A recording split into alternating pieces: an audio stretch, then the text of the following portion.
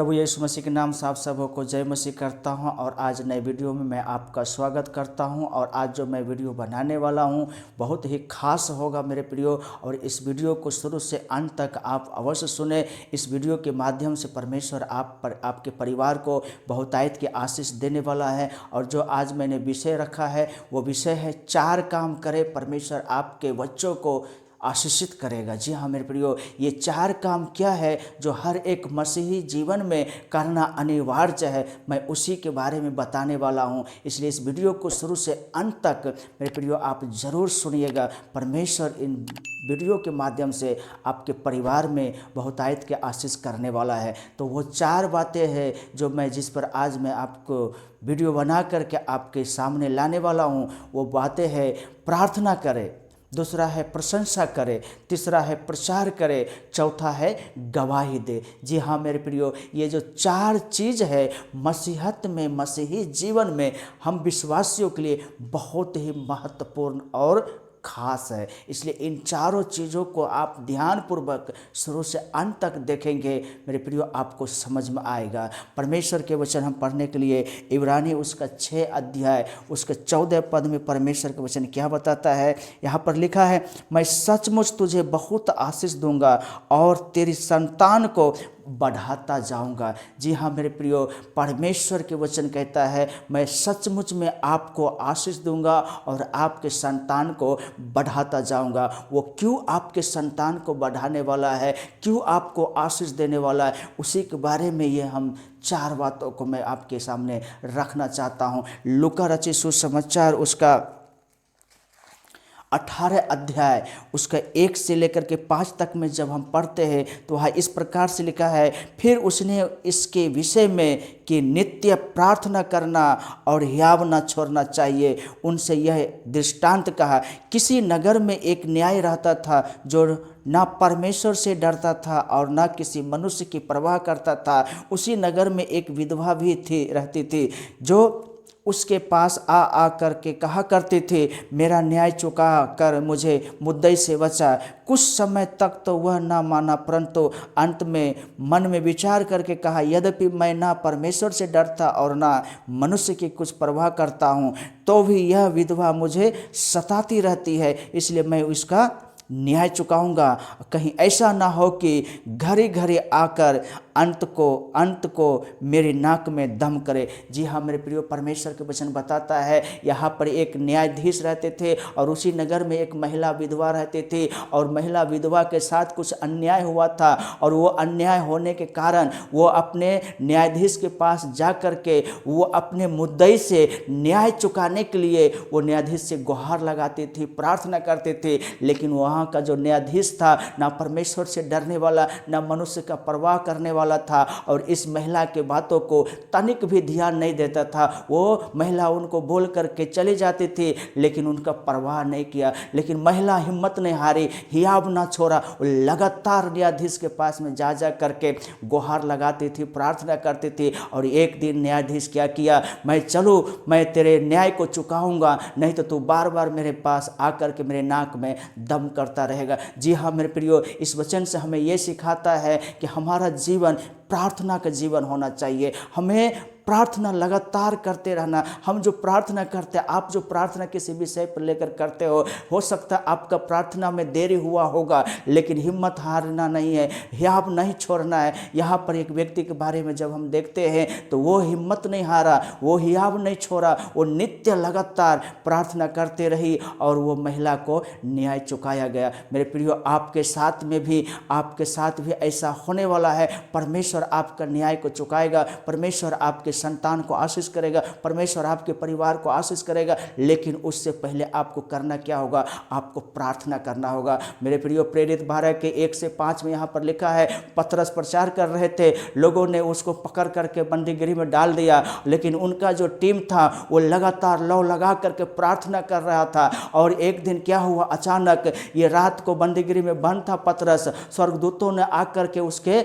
बंदीगृह को दरवाज़ा खोल करके और स्वर्गदूत ने पतरस को निकाल करके वहाँ पर ले जाता है। और प्रार्थना करने वाले लोग जब इनको देखता है, परमेश्वर को धन्यवाद दिया। जी हाँ मेरे प्रियो, परमेश्वर के वचन बताता है जब आप प्रार्थना करेंगे किसी एक विषय पर लेकर के और लगातार प्रार्थना करेंगे, आपको हो सकता जल्दी जवाब नहीं मिल रहा होगा, लेकिन आप प्रार्थना करना नहीं छोड़ेंगे, एक दिन परमेश्वर वो आपको न्याय को चुकाएंगे, आपको आशीष देंगे। और दूसरा है प्रशंसा करें मेरे प्रभु को। जी हाँ, यहाँ परमेश्वर के वचन में हम पाते हैं निर्गमन की किताब उसका 15 अध्याय उसका 10 से 11 पद में प्रशंसा करें। कैसे प्रशंसा करेंगे हम देखते हैं।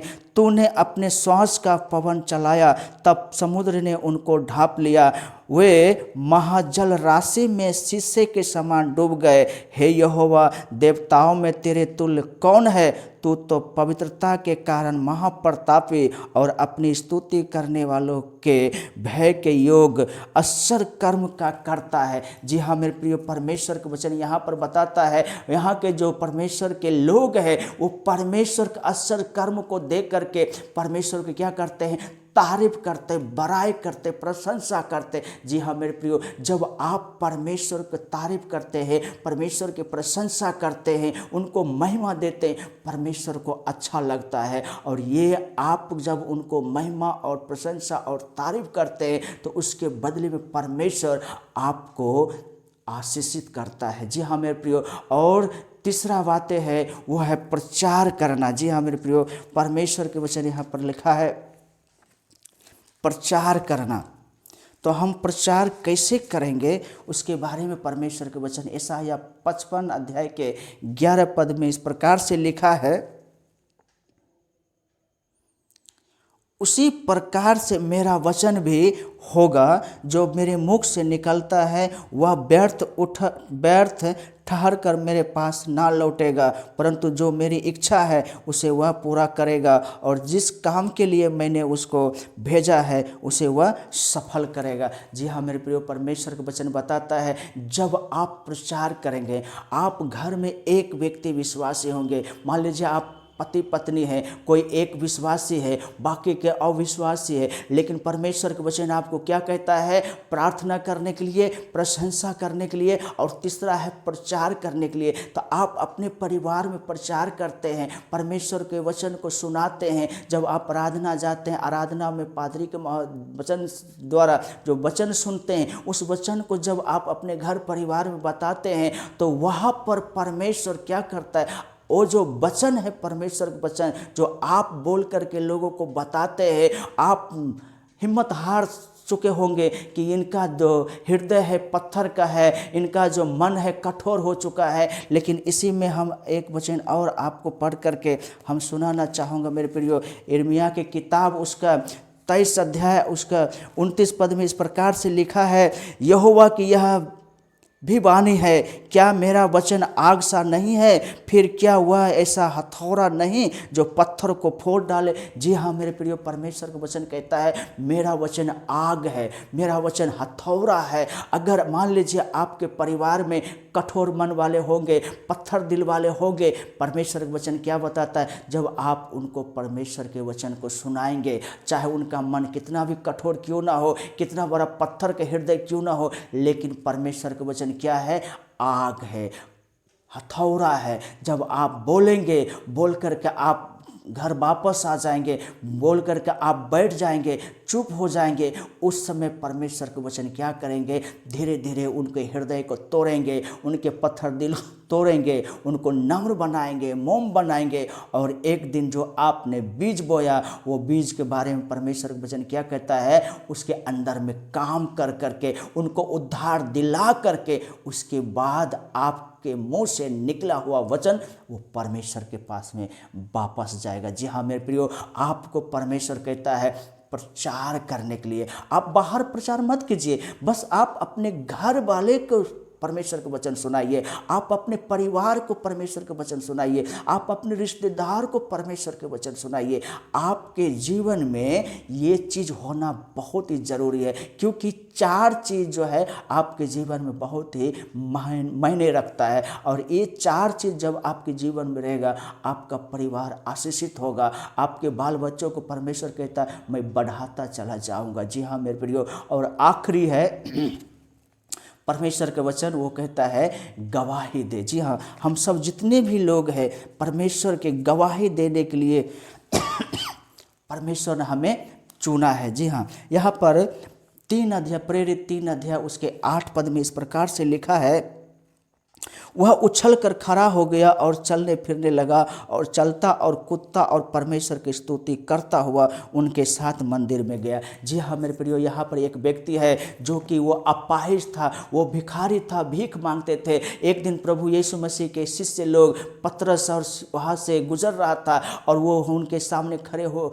भीख मांगना शुरू किया। लेकिन पतरस ने देख करके उनके आंखों में आंखों मिला करके उनको देख लिया कि इन्हें परमेश्वर आज चंगाई देगा, और परमेश्वर के नाम से पतरस ने उसे, यीशु मसीह के नाम से उसे चंगाई दे दिया। और वो भिखारी उठ करके वो सीधा मंदिर में चले गए और मंदिर में लोगों ने देखा, लोगों ने पूछा, तू वैसे नांगरा था, तू अपाहिज था, तू भिखारी था, तो चलने फिरने कैसे लगा?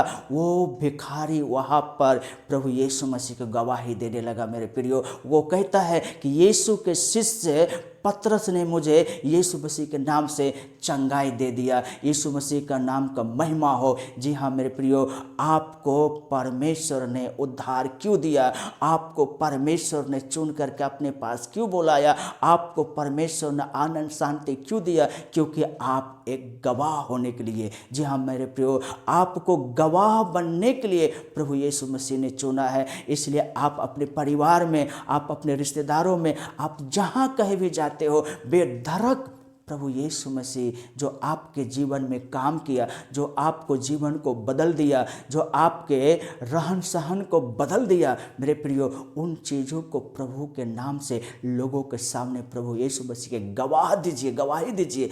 कहिए कि यीशु ने मुझे चंगाई दिया, यीशु ने मुझे आज़ाद किया, यीशु ने मुझे छुटकारा दिया। और जब आपके जीवन में इस प्रकार से 4 चीज़ होता है, पहला है प्रार्थना। जब आपके जीवन में प्रार्थना होता है, बड़े बड़े चीज़ों को परमेश्वर के द्वारा, आपकी प्रार्थना के माध्यम से परमेश्वर काम करेगा। दूसरा है प्रशंसा। जब परमेश्वर आपके जीवन में काम करेगा तो आप परमेश्वर को तारीफ कीजिए, प्रशंसा कीजिए, बड़ाई कीजिए। और तीसरा है प्रचार करिए। जब आप प्रचार करते हैं अपने परिवार में, अपने लोगों में, अपने पड़ोसियों में, तो परमेश्वर आपको आशीष देता है। और चौथा है गवाही देना। जी हाँ, आपके जीवन में गवाही होना चाहिए, चाहे गवाही छोटा हो चाहे गवाही बड़ा हो। जब आप गवाही देते हैं तब परमेश्वर आपके गवाही को सुन करके वो आनंदित होता है। और जब आपके जीवन में ये 4 चीज़ होता है मेरे प्रियो, तो आपके परिवार को, आपके संतान को, आपके परिवार में